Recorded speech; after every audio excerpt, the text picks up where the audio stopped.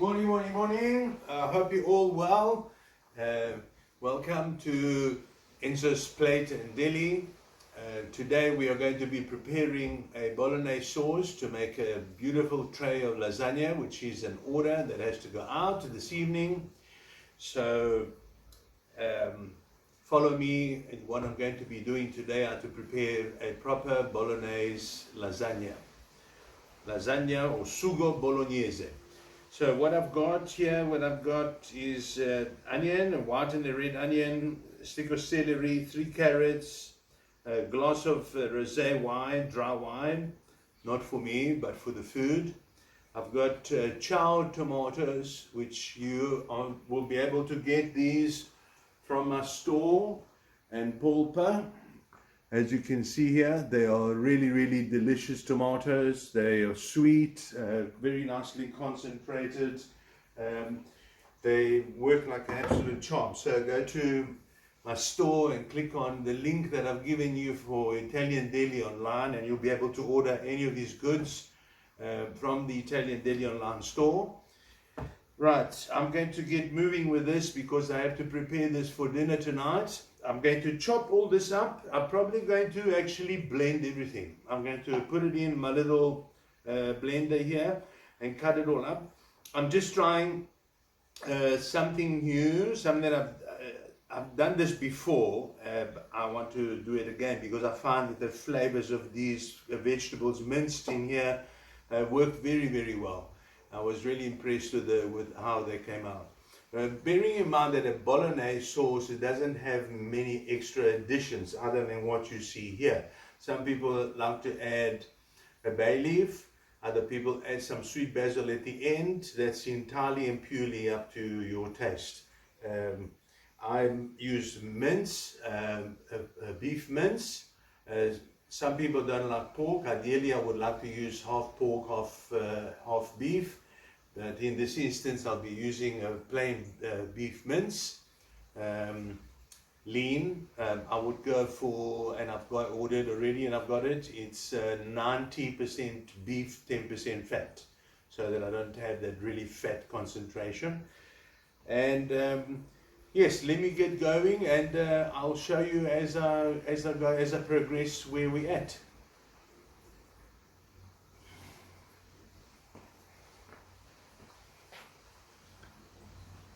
Right, the carrot, celery, onion was all blended, as you can see, according to this mixture, and it does have quite a orangey flavor, but everything is in there. Now what I'm doing is I'm allowing this water to evaporate, obviously creating some water when you blend everything together.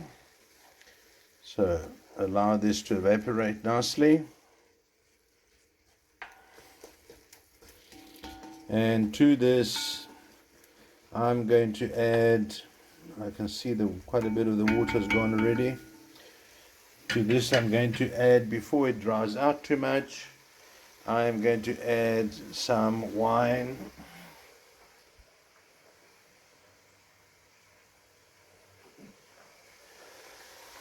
So here's my rosé. I'm going to add about a third of that, because I will need maybe a little more. I will need the rest for my meat once I've put the meat in. So we just wait for this to evaporate, and then I'll add my meat. I'll show you the next step later. To make a proper ragu or bolognese sauce, you can't rush it. There are things that you need to cook properly.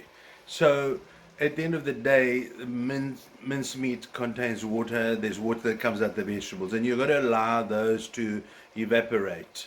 So I've sauteed the vegetables. I've sofrito, as we call it, the vegetables. Now I've added the mince. I'm waiting for the water to now evaporate, as you can see here. Now all that water moisture must disappear. Then I will add a little bit of wine that's left over here. Where's my vino? There it is there.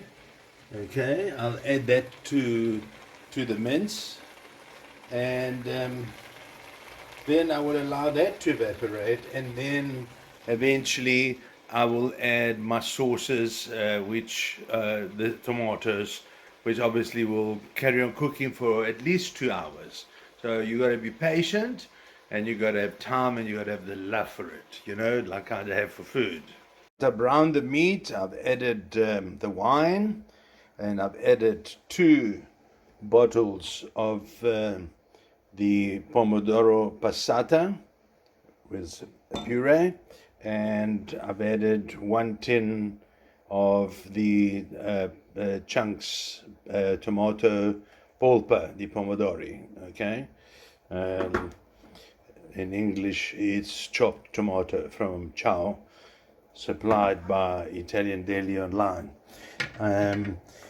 Now, that's the basic bolognese, and then you will leave it to cook for 2 hours. I am going to do some Enzo's additions. So I've added 2 or 3 bay leaves to flavor this dish. And then right at the end, I will add some sweet basil. So, every cooker has got his own way of doing things. The sauce looks absolutely amazing. We cover it now and we leave it to cook for 2 hours. And we'll see you when I'm busy making my lasagna.